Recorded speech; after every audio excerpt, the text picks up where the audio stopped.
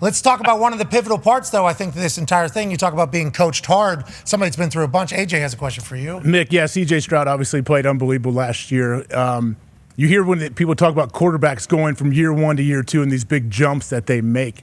What have you done with C.J.? What has he maybe done? Has he looked out to other people around? Because there's not a whole lot of people that have stepped in day one and played as well as he did for you guys. How is he going to make that jump from year one to year two?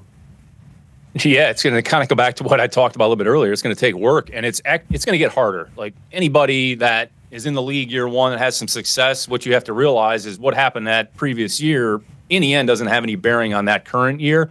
But I'd say where he's probably improved the most is his just leadership and ownership of the offense, of the team. He wants to be great. And going back to holding the people accountable, establishing a standard, I mean, it starts with the quarterback. And then I think the big thing as well is just that position. I mean, you touch the ball in 99.9% of the plays. I mean, other than if you're getting, the Wildcat or something like that. But you have to be a good fiduciary to the team, take care of the football, make smart decisions, and sometimes do simple great. And I think sometimes it's hard for just quarterbacks in general to understand that concept. But mitigating risk is a part of your job, but also understanding there's a balance. You want to take some shots, you want to move the ball down the field, but you want to make the smart play. But CJ's a great kid. He works really hard. He cares about winning. He cares about football. And I think his relationships with his teammates, not only on the offensive side of the ball, but the defensive side of the ball as well, has continued to grow. So it's going to take all of us. The quarterback is certainly an important position on a team, but he's just one part of the group here, and everybody just has to go out there and focus on the things that they do well. And then, we'll see where we are at the end of the game each week. Everything that happened at Ohio State, set him up perfectly to be an NFL quarterback. Yep. He was mentally, emotionally, physically, everything. Football IQ-wise, with the way they run their offense over there, it's like he was the guy. We saw him, and I assume it happened for you whenever you're scouting, and I think you told the story of him coming in and talking to the entire scouting department and not changing at all from the person you had talked to before to that person to the next person. He knows exactly who he is. So, as a human, you got a chance to learn that then. We just, as football doofuses, we saw him take on Georgia in Georgia.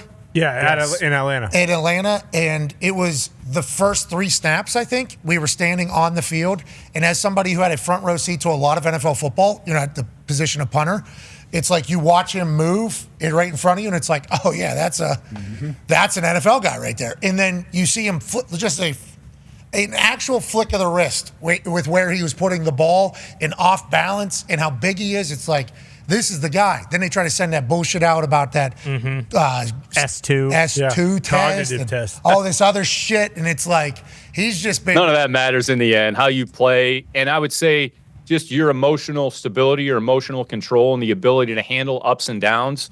I mean, look, everything's not going to be perfect in this league. It's just not designed that way. So how you're able to push through those things. I mean, honestly, that'll probably be the biggest thing for our team. How we measure ourselves is, can we, deal with the ups and downs, understanding that, things went well last year, but what happened last year doesn't necessarily have any bearing on this year. And, we certainly have a big challenge in front of us, including week 1 against Indianapolis. So just take it one week at a time. I know it's cliche, but your emotional stability and emotional focus and control ultimately is going to dictate, how much success you have, along with your ability to go out there and play at a high level and execute. Yeah, he's like a 45-year-old who happens to be the best teammate of all time. He came and did our show live whenever we were in Houston, wearing his teammates' clothing line. Could wear anything onto the show, knows he's going to be on the show. He's like, oh, yeah, this is D Tackle's clothing line. I've never heard of it before.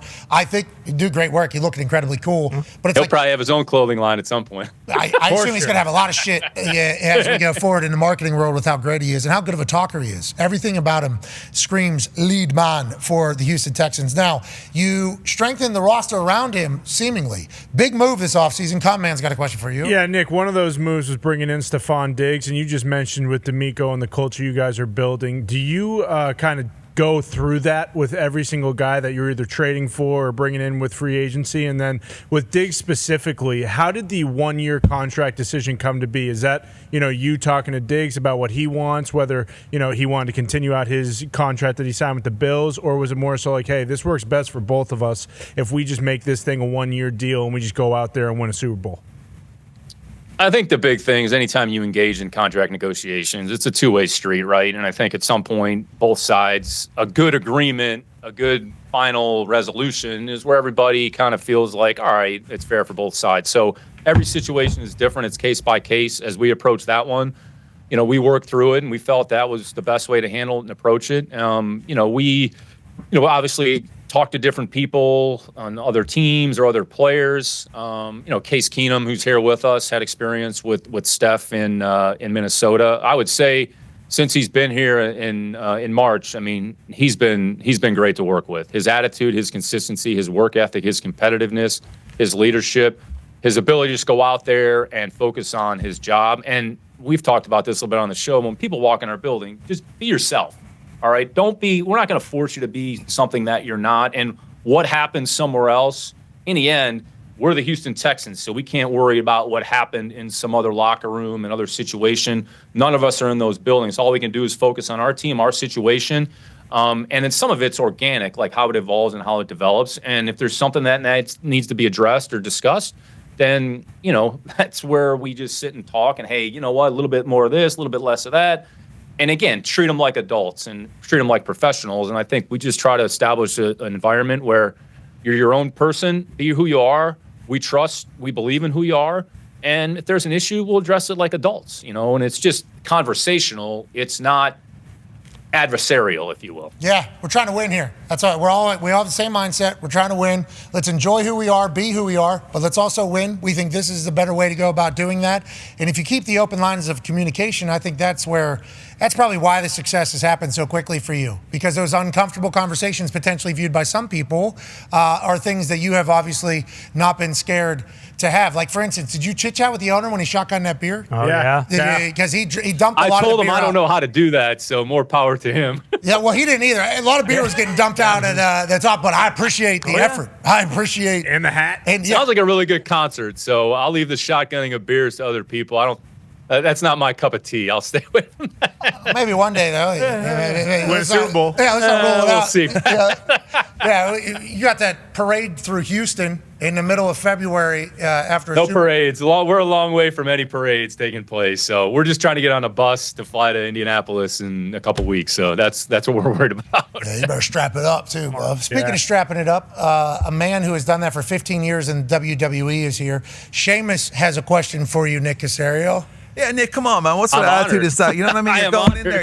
You're going in the first game of the season, man. You got to be thinking about the end game. You know what I mean? You got to think where you're going. You know what I mean? You got to be pumping that up, and that goal obviously is the Super Bowl, right? That has to be it. Yep, absolutely. Well, I think everybody has goals, and in the end, everybody plays to accomplish something, right? So when you get into WWE, your goal is to win a Universal Championship. So that's the goal. So how do you get to that point? That's gone now, Nick. That's gone. Or whatever it's called. So, I got rid of that Universal thing. It's the WWE World Heavyweight whatever it Championship. is. No. But in the end, Go Hawk. You have to focus on what's in front of you, and it's a combination of short term. And, look, everybody that plays competitive sports, they want to, ultimately, they have a goal in mind. And in each sport, there can only be one winner. So it just takes a series of events over time. But I would say if you have those goals, what are you doing in the interim to get you to that point? So that's where you got to focus on, all right, that might be the big picture, but did we have a good practice? Can we make the corrections? Did we come back the next day? Are we consistent with our habits? Are we consistent with our mindset? Can we go out there and have the right work ethic and do the right things that are conducive to winning? So, I mean, you get into sports to compete, and ultimately everybody has the same goal. But in the end, at the end of the year, there's only one team that can do it. So, we'll all be judged on how we perform, and it's going to come down to how well we execute on 17 Sundays. And if we put ourselves in a position, then ultimately the rest will take care of itself. Let's talk about putting yourselves in the position. Great question, Sheamus. Let's talk about putting yourselves in that position. Joint practice, right, today? I think it was the last one. Yeah, no, it was great. It was awesome. Yeah. So this is going to be a combo question here. At this stage of training camp preseason, third preseason games kick off tonight. Colts playing starters first quarter and a half. Bengals are not. I believe Kansas City and Chicago both not playing their starters. How do you view the third preseason game? How many, I don't want to say like spots are available, but like these joint practices and then this third preseason game, very important to some of the people down there in Houston right now? Yeah, no, it all makes a difference in the end. You're probably talking about realistically over the course of the preseason as you get closer to the last 6 or 8 spots. So how are you going to allocate X number of spots, the 53 on the roster?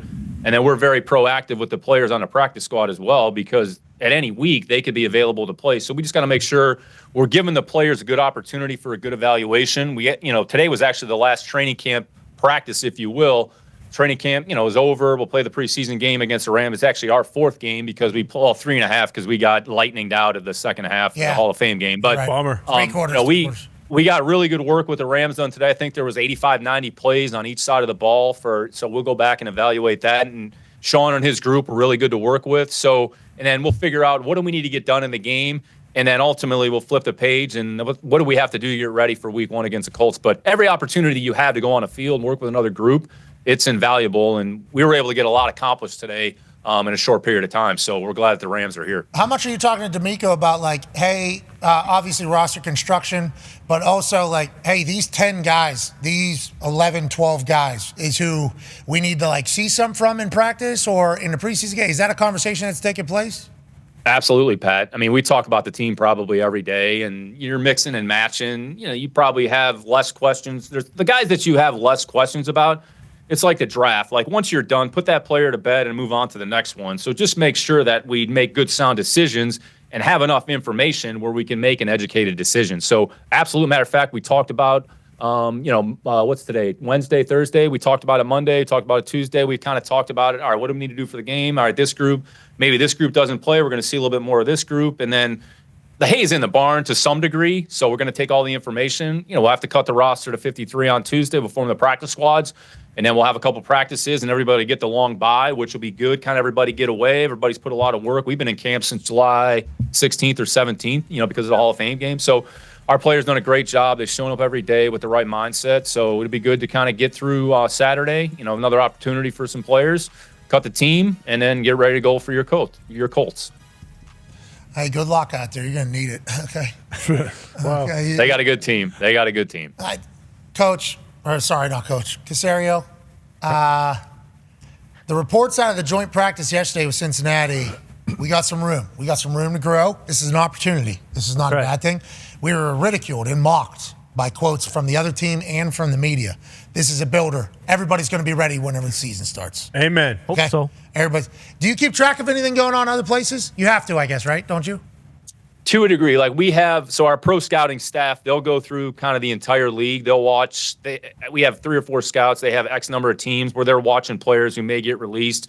So looking at that cohort of players relative to maybe some of our players. And then from my perspective, I've actually worked on in the preseason the first 3 opponents. So go through Indy, go through Chicago, go through Minnesota. It's just part of my process so that once training camp is over, we kind of understand what those teams, what their dynamics are, who's on the roster. So everybody is working on different things at different points. So we got a great group, but those conversations are absolutely taking place. And it's all about just being prepared, putting the work in, and then putting ourselves in a position where we give our players the best opportunity for success, on Sundays. Yeah, I saw J.J. Watt walking around. What are we? Uh-oh.